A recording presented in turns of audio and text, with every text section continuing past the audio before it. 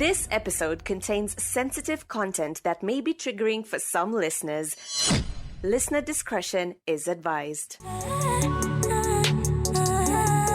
Hainanga pressure, sio lazima ni conform. Life ni yangu na i-control. Hainanga pressure, kiniona pia unanisikia. Squeezy na kuanga na options. Previously on Offscript. Amenimit leo. Akaniambia I love you. Na sitawahi ambia my friend I love you. I started just talking to my friends about what I'm going through and slowly they started opening up. Parents wanasikizanga child free. Huyu ni mashetani huyu. Hii ni hautaki watoto. TikTok ndio nakufunza hiyo shetani. Exactly.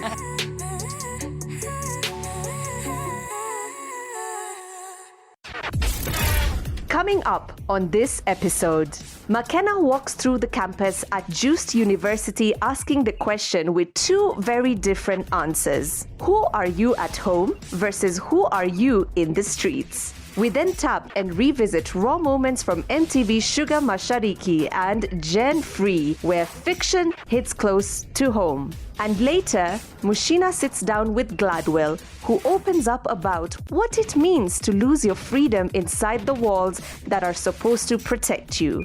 Let's get started. This is Offscript. I'm Mushina Malomba. And I'm McKenna Kahuha. Welcome to another episode. We are so excited. We're live. Tuko bado siaya. Bado tuko huku Jua inatutandika wewe. Vibes ziko on top. People here what have realized they're so warm. Now, one of the conversations we were having today, because I sat down with one-on-one with one of the students, na alikuwa anasema actually Mshina, nimekuja Juiced kufanya a course I did not even want. The parents forced her kufanya education.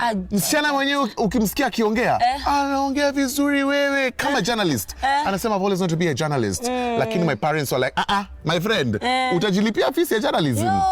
And ufanye education. And I thought that's so disheartening, manze. It is. Why would parents force kids to do a course they don't want? Alafu tena when you imagine 4 years kukaa chini Mushina. First of all, education is difficult. And then to sit down and do it for something that you don't want. It's crazy. It's crazy. It's for students who are really sharp. Yeah. Na wamekuwa promising tangu wakwe kwanza primary.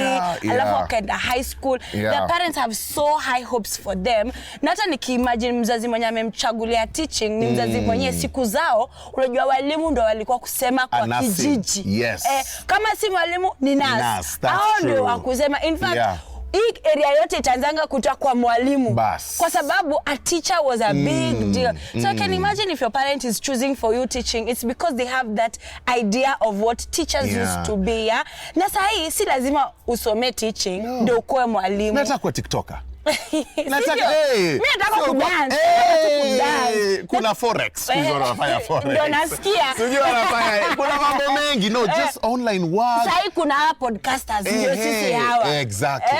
Utaforce mtu afanye kitu yenye hataki. It doesn't make sense to me. Also, one of the things that I got from that conversation is that it really affects the person because they end up literally living a life that's not theirs. Yeah, it's not them. Anataka kufanyia tu mamake degree ampatie. Kama this lady alisema, nataka kufanya education nimpatie degree. Now I start doing my journalism. And 4 years is such a long time to put your dreams on hold. 4 years to bring your parents' dreams to life. To make your parents' dreams come true. Crazy. And then now, sasa after hiyo ndo sasa uanze kuembark on your life journey. And actually it's true because even I spoke to some young people and what I've realized actually what you've said, it's true.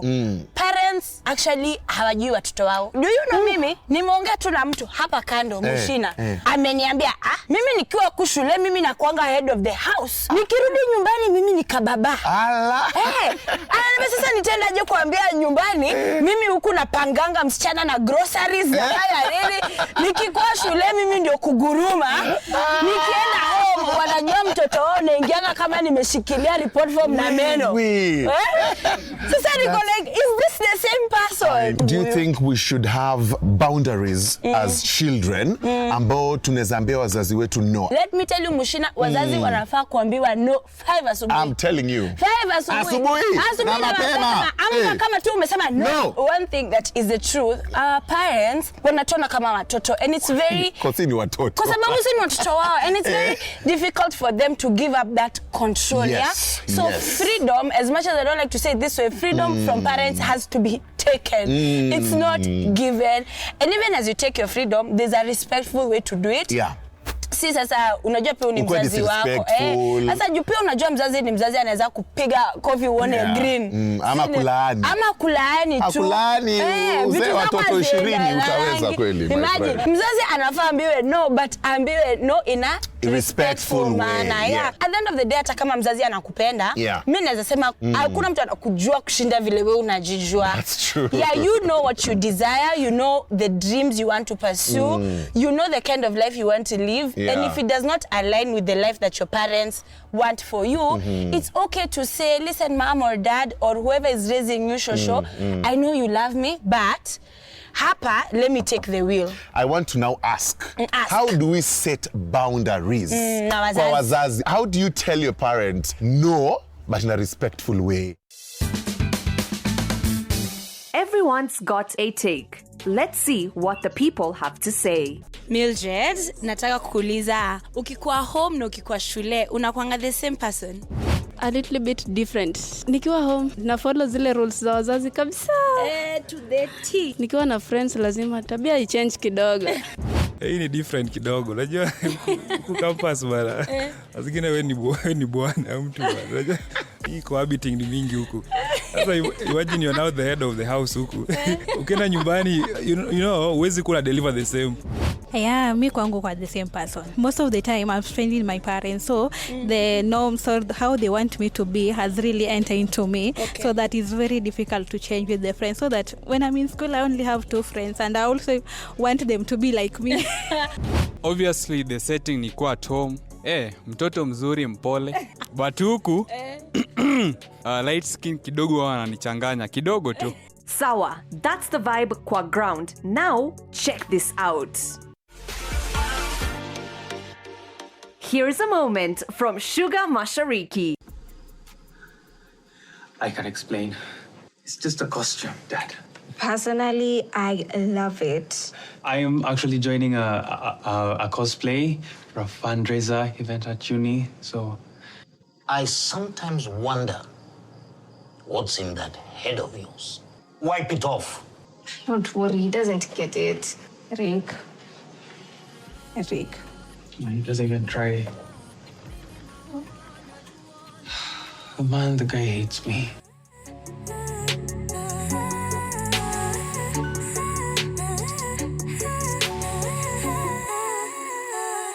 Ish! Sawa, let's get back into it. Heard anything on these episodes that you want to talk about in a safe, private, and judgment-free space? Chat na our Sema Nami chatbot on WhatsApp. Number ni 0758 919 709.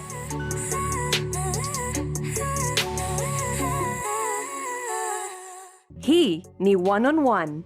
Take a listen. One of the conversations I feel it's very important for us to have is about, home being unsafe. And that pressure also, I think, we get from our parents. Of course. Yeah, and there's a story you were telling me earlier. I'm a student at this school. Yeah. Currently in my final year, 4th year. Literally, when I was joining campus, I had to do either journalism or law because I had passion. Literally, I was a journalist back in high school, back in primary. I was a very good journalist.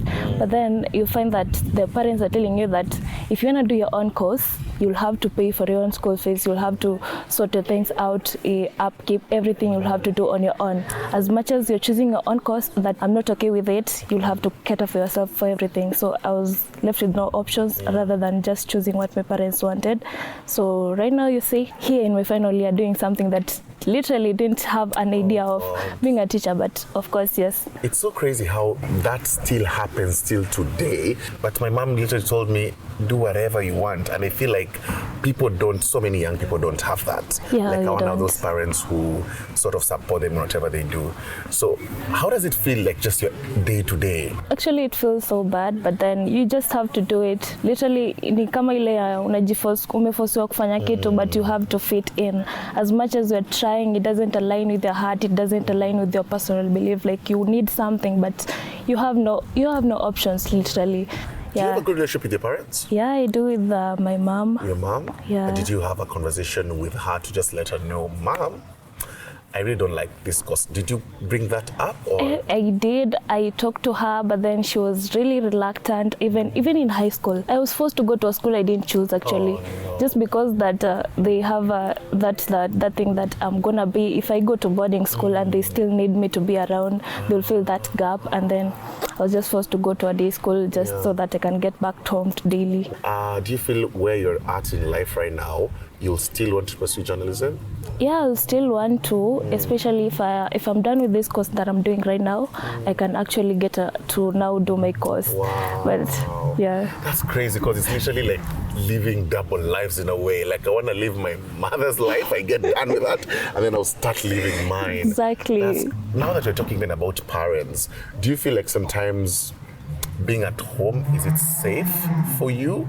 Or personally, home isn't safe for me, and I feel like it's the same thing that happens to most youth, and they just can't communicate or air out how they feel. Sometimes home sounds like a prison. For instance, you can't air out something that you're not okay with because it will sound rude to them. With some things, boundaries, you can't create your own boundaries. Like you're just forced to do what's by their own personal belief. Like wakikwambia kitu fulani ni hivyo ndo utafanya na hakuna kitu utafanya. I've had an experience before while being at home where my mom experienced was assaulted by actually my stepdad. And it was crazy because like at that moment you're a child and you feel like you're very helpless, right? And you don't want to be in this home because you just feel like, what am I doing here? These people are always fighting every day and it just feels quite unsafe. What do we do? I feel like it should be a mutual sharing of vulnerability in a manner that both the parent can air out why. You ask them, why are you being so reluctant in this? And then I air out my point of view, like I'm not okay with this and you're forcing me to do this and this is how I feel. So that you come to a mutual agreement at the table. Like we figure things out. I'm not paying rent in this house, but kuna venye tunaweza agree, you know? And I feel that's very, very important. Yeah. When you feel this sort of control from parents, even just mentally to tell you, do this, do you think it affects you, even your own body? Do you think it does that? Yeah, it literally does affect me a lot because I think all decisions are made on you. Where hakuna decision unamekiwa kila decision. Utafika ile point like you don't know how you can approach a tough situation because everything is decided for you. Close to the teacher, every work passed through you, every instruction goes through you so that you can deliver them to the fellow students. So you feel like one day he asked me to go to his office. He was being touchy, but then that's your deputy principal. You can't say anything. You feel like he's up there, that authority, but then you're just a kid, you're just a 14-year kid. You don't know how to say, you don't know what to do, you don't know how to approach the situations because even if you go back home to tell your parents, they won't do anything. Literally, they haven't given you that safe space to express yourself. Like as a child, when you go and tell like your parent or someone else that I've gone through this, somebody has assaulted me, they sort of say, we mtoto, exactly. They don't believe you when you get to say a teacher assaulted you or somebody touched me inappropriately. And I feel like this is the time to have such conversations. Yes. Parents to know and to be aware that things like this can actually happen. Yes. And it doesn't matter which gender. It can be a woman, it can be a man. We just need to be able to listen to what our kids are saying. Yes. I'm really sorry you went through that. Yeah. I'm so glad we had this conversation with you. Thank you so much, Gladwell. Thank you. This is the Offscript podcast. Haya, back to the convo. Mzazi anafaa ambiwe no, but ambiwe no in a respectful manner. Yeah. Because at the end of the day, hata kama mzazi anakupenda, mimi naweza sema hakuna mtu anajijua, hakuna mtu anakujua kushinda vile wewe unajijua. That's true. Yeah, you know what you desire, you know the dreams you want to pursue, you know the kind of life you want to live, and if it does not align with the life that your parents want for you, it's okay to say, listen, mom or dad or whoever is raising you, Shosho, I know you love me, but hapa, let me take the wheel. Okay, Mimi saying no. The first time I said no to my mom, it sounded like a disrespect, but Mimi nilisema it's better I sound hivyo so that at least kukuwe na hiyo boundary, but nilimwambia no and I explained why I said no because my view kwa kitu yenye tulikuwa tuna discuss was different. Niliona what she was telling me wasn't best for me. Juu mimi nilitaka my own way. Juu nilikuwa nimejaribu kufigure out. Did it work out? Yeah, it worked out na ikatoka yani the result. Nikamwambia see. And was she proud of you after that? Yeah, she was proud. Okay. And how did you feel about yourself? I felt good because from that time, kama we are discussing about something, if it's a no for me, it's a no. Kama itani affect, then she'll be right. Yeah, so it even gave you the confidence to say no even more when you could, and it made her even trust you to make your own decisions for yourself. Not actually making my own decision, but we sit down, discuss. Okay, for you to say no, sometimes it depends with the environment ama venye ulikuwa brought up. You know, there is families whereby we were brought up different way. There is family whereby kuna watu tulikuwa brought up in a strict way na kuna ile yenye people are given that chance ya kuji-express. Like for my case, I was brought up in a family whereby naweza ji-express, yani ndo useme no, you need to explain. But kwa wale wenye wamelelewa kwa strict family, I can say you need to say no in a hard way, the way you are treated, but inafaa umeshe. Kama unaona hii no nayo inaweza leta noma, ebu wasikize. One of the things also that I think a no would really help in this situation is when a parent will tell you things like, oh, wewe unajua nataka ukimaliza tu hivi shule wewe na miaka yako 24 nataka niko na mtu nitakupatia na uolewe. Ama you need to marry by this time. You know that how now that confidence of saying no ina come through. Kwanza, one of the things that brings on to encourage your early marriage ni kupata first early pregnancy. Yes. Yes. And they said that ukikuwa mzazi uwezi lala nyumba same na mzazi. Wow. So you have to now move out and then now go get married. Or mzazi atasema wewe ulishapata mimba.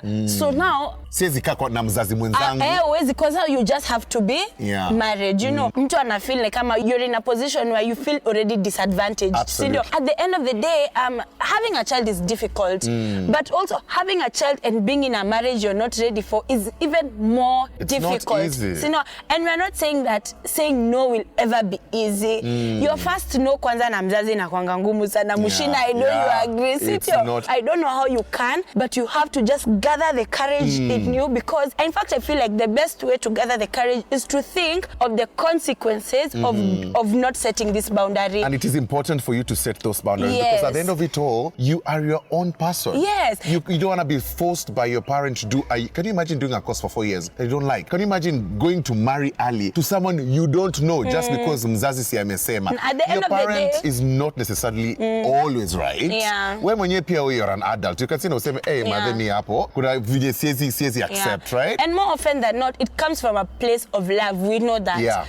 But consequences itakuwa ni zako. A line needs to be drawn. How are we going to bridge this gap of young people and the parents or the elders so that kusikwe na mvutano sana, wakae chini waelewane? For me, I would say part of being understood is listening. Yes. If you want to be understood, you also have to be willing to listen. Yes. Because as much as our parents want to exercise this control of our lives, they do know better at the end of the day. They might not be living in our day and age and our exact situations, but they know better. They've lived before us and their concerns are legit. Sindio, I just want you to be safe. I just want you to have a stable career. I just want you to be, I want the best for you. Lazima nimsikize kwanza, alafu pia mimi anisikize. And then bring out your points clearly. What you want to say it clearly. Sindio, make sure they understand that you understand where they're coming from. Tell them, I know, mom, this is what you want. I appreciate. I don't disagree, but I would like to take this approach. Sindio, hata wao si watu wabaya sana, wanaweza kusikiza, and at the end of the conversation they might disagree. And now that is your chance to politely but firmly take your stance and say tina ubaya, but hapa mali imefika, mom, mimi niko na hii miaka na naomba permission ni politely disobey. Mimi nataka to role play. Wewe ndo mzazi. Mimi ni mzazi. Mimi ni mwanafunzi. And I am a strict parent. Mom. Mambo. Mathe. Nilikuwa nataka kuuliza. Tulikuwa na ka events shule. Inaisha saa 6, tuko na cultural nights. Nini hizo? Cultural nights. Cultural night? Yeah. Tuko na ni mambo ya culture, tunaelewa culture zetu, kuna Mr. and Miss University. So Goja. Umeniambia ni culture, alafu unaniambia Mr. and Miss ni modeling. Ndio culture hiyo. Culture na kumodel. Sasa si ndio nakwambia ni event, mom. So shule ilianza kufunguliwa nini saa 6 ya usiku? Ni kwa sababu mnasoma saa 6 ya usiku? Ni toxic lyrically anakam kuperform. Ate toxic lyrically. Toxic lyrically. Mtu anajiita toxic. Ndio unaenda kumusikiza ni kuwasha na toxic usiku. Ate ni anakam kuperform, nilikuwa nataka nione kama anaweza enda afu nitarudi saa 6. Mamsul kuna Goja. Nani alikuambia mimi nilifanya nini? So ulipatana na dadu kisha mtoto. Nilikuwa mtoto wapi? Nilikuwa mtoto wapi? Unataka kurudi saa 6 kwa nani? Mimi sasa ni mtu mzima man. Mtu mzima ako na kwake. Sawa.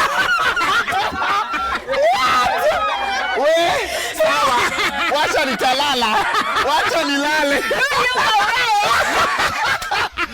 But it's just, you know, what we're trying to do is like just showing how difficult it is by the way approaching parents. Already we see parent like it was like, wait, it's crazy, and I feel it will be more better tukiweza kukuwa na understanding with our parents. Yes, listen to your children. Let's put those boundaries in the politest way possible. But also as you endeavor to take control over your life, just know it comes with a lot of responsibilities. Thank you so much for this episode. It was an absolute pleasure. This is Offscript.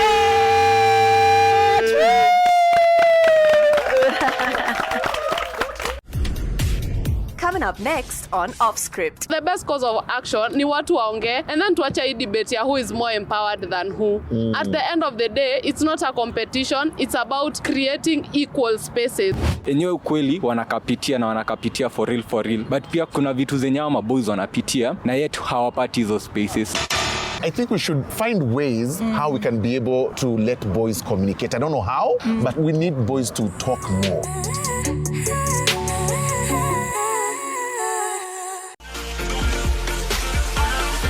Offscript is brought to you by Shuga Global.